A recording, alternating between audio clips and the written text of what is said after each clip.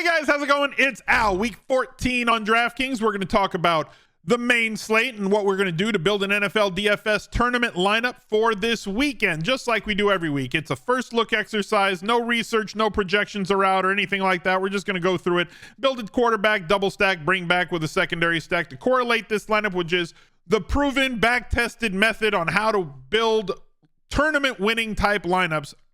But we need some stuff to go along the way for us.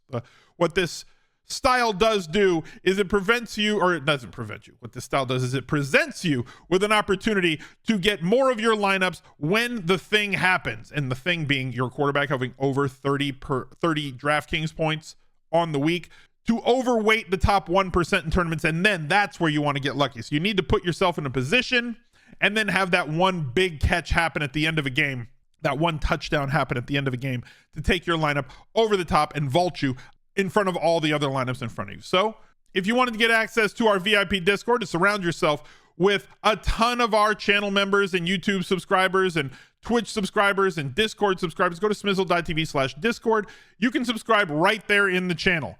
Right there in the Discord, you can become a subscriber. Your name will turn green immediately. You get access to all the VIP channels as well as the weekly cheat sheet that comes out every single Friday. So thank you guys for being here. Drop a like on the video, subscribe to the channel, ring the notifications bell so you get a ping every single time I come out with new content.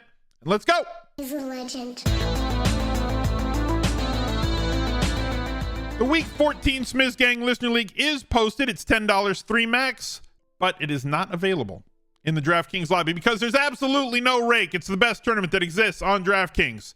And to get there, you got to go to the link tree. Smizzle.tv/links will take you there. It has links to the Listener League, my Instagram, TikTok, as well as the Al Smizzle Fantasy Football channel. You can just type that right up here in the YouTube search bar, Al Smizzle Fantasy Football, and you'll find the football channel, or go to smizzle.tv/FF. It's also available in the link tree. You can get the weekly recap video. It's over there every single week, as well as a couple of other shorts and videos from Unabated on best bets for the weekend. Go subscribe to the Fantasy Football channel now. We're approaching 10,000 subscribers over there. Don't get left out. Look out for the recap video. Comes out every single Monday afternoon. Let's take a look at the Sportsbook and see what this slate is shaping up to be. Now, there's so many games this year that are sub 40. I hate it. Houston goes to the Jets, favored by 6.5, 34.5 total for Houston. Gross. Lions and the Bears. Lions may be returning to carnival status, which is where they were last year, where they had an offense that nobody could stop, and they also had a defense that couldn't stop anybody. For the last few weeks, that's essentially what they've gotten into in like 60-plus points in a lot of different games in terms of their team and the other team exceeding. That's a lot of touchdowns. Touchdowns are good for us. Offense is good for us as daily fantasy players. We want that. Rams and the Ravens. 43, Ravens favored by 7. Saints at home against the Panthers, favored by 5. 38.5 is the total there. Buccaneers and the Falcons. Falcons at home, favored by 2.5. 39.5 is the total. Jaguars go to Cleveland. They're favored by 3.5. 36.5 is the total. Indy goes to Cincinnati, 40.5. Seahawks go to San Francisco. 10.5 point favorites are the 49ers. Total of 47. I mean, at some point, they've got to price up all the 49ers, right? Like at some point, you'd think. Vikings and the Raiders, 40 points total. 3-point favorites are the Vikings. The Raiders have been very giving to opposing offenses, and they get Justin Jefferson back this week. The Bills and the Chiefs is the signature game of the weekend. Chiefs favored by 2.5. We've seen this game go absolutely nuclear in the past. It is very pricey to get the options there. You're probably better going with either a Josh Allen double stack or just find a secondary within that game if you wanted to, in my opinion. And the final game on the slate, Chargers and the Broncos at SoFi, 43 is the total. Let's take a look at the slate and see what we've got. So, as I said, if you wanted to take a look at this game, which is like the obvious game that I think a lot of people are going to go to, Mahomes 7,900, averaging 20.3. It's just he doesn't have the ceiling that he used to have on a game in, game out basis because of how they run their offense. 14, 20, 17, 16. It's not about his skill set. It's about the weapons that surround him. Well, what about last year when he had all these numbers? Okay, well, guess what, guys? Defensive coordinators start to figure things out after a while, and you can't get away with it. You can fool some of the people some of the time, but you can't fool all the defensive coordinators all of the time when your wide receivers are MVS and Rashee Rice and Sky Moore. And like, Yes, there was probably pass interference on that play last night with MVS downfield on the final drive, but like there's also the argument that like, well, it was a pass to MVS, so the ref immediately just said it was not catchable, so he let it go. 7,900 for Patrick Mahomes. His best target would be Travis Kelce at 7,800. Looking at him versus all of the other tight ends, like he's in his own world at 7,800. 61 for Laporta, who's like having the third best season of any rookie tight end of all time. Hawkinson at 6,000, Kittle at 5,000. We can always find tight ends down in this range. Everett at 34 against the Denver Broncos, who we targeted a ton. Tight ends against them a ton. Likely in a good matchup against the Rams, 3,500 for him. I'm skipping right over Kyle Pitts. David Njoku at 41. Kmet at 43. We mentioned how Detroit could be a carnival. So like getting up to Travis Kelce is going to be difficult. Same thing goes at wide receiver. Steph Diggs, 8,800. That might hold his price down just a little bit, considering how good Kansas City's been against wide receiver ones this year. The only one who's really torched them has been Josh Palmer, strangely enough. You do have Gabe Davis's downfield ability at 5,800. You remember what he did to them last year in like the final 2 minutes. Rashee Rice has really come into his own the last few weeks. 9 targets, 10 targets with all the injuries that they've had to their wide receiver core. Hopefully those guys don't bounce back and get active this week, leaving his routes run and snaps played and everything else right where it is, because Rashee Rice at 5,400 does look solid. Watson's downfield only. Shakir is downfield only. They're not going to get a ton of targets. They're fine for GPPs, but understand that their floor to ceiling is there. So that's kind of the whole talk for that particular game. Let's look at quarterbacks really, really quickly.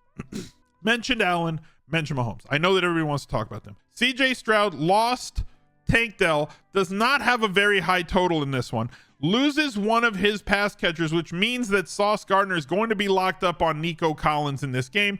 And he doesn't, like, they have 2 very good corners. And now I don't know that they have enough around CJ Stroud without Tank Dell to find open spots for him to have opportunities to ceiling. And because of his accelerated price point up at 7,600 in New York, possibly weather because it is December on the East Coast.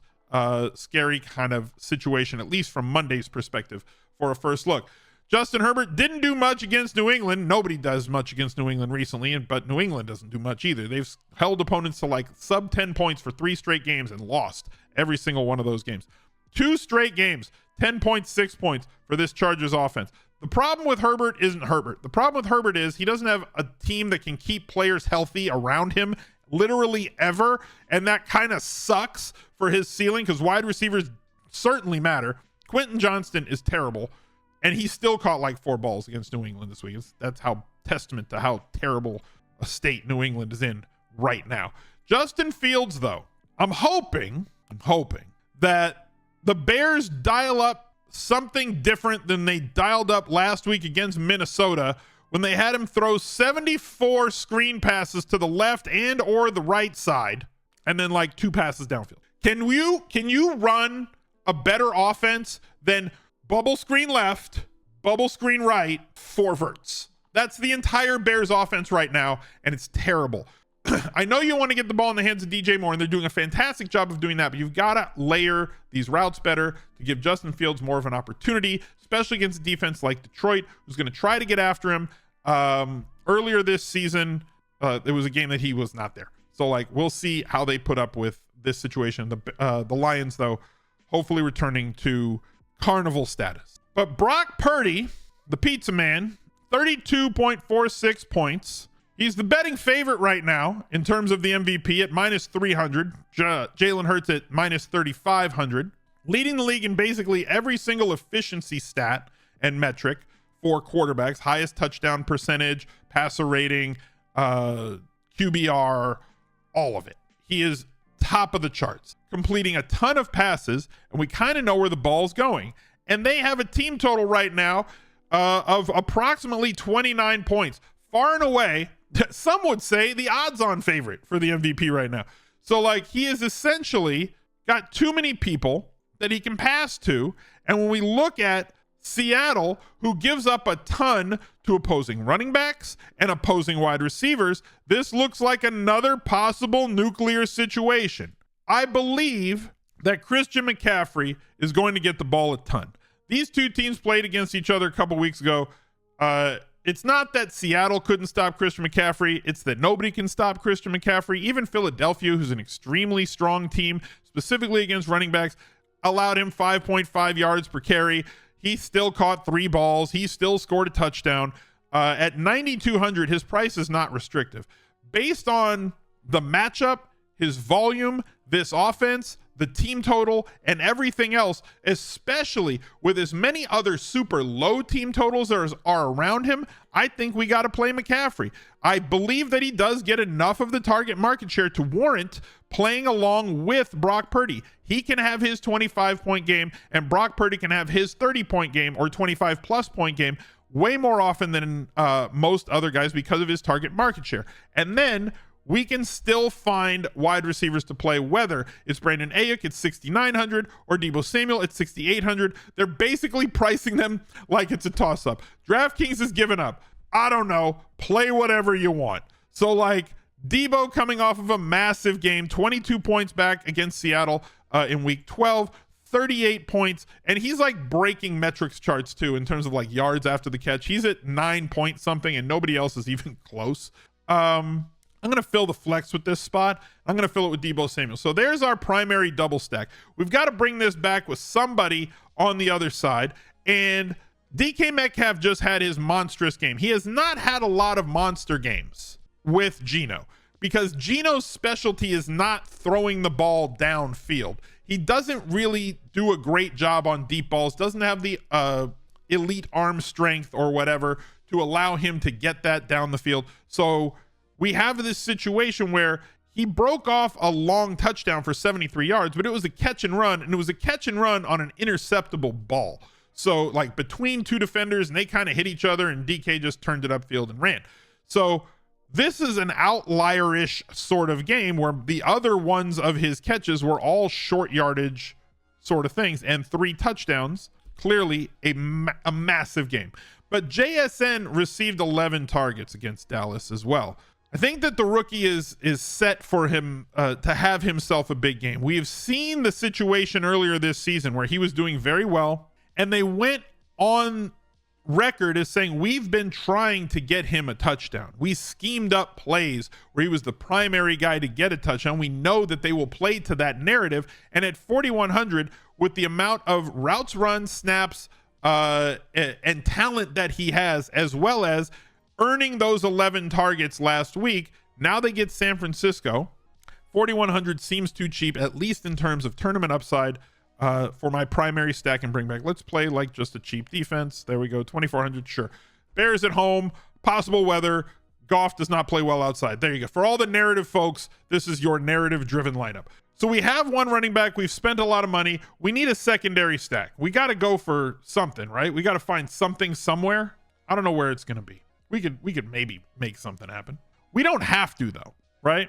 There's a lot of wide receivers in play. I mentioned Steph Diggs already.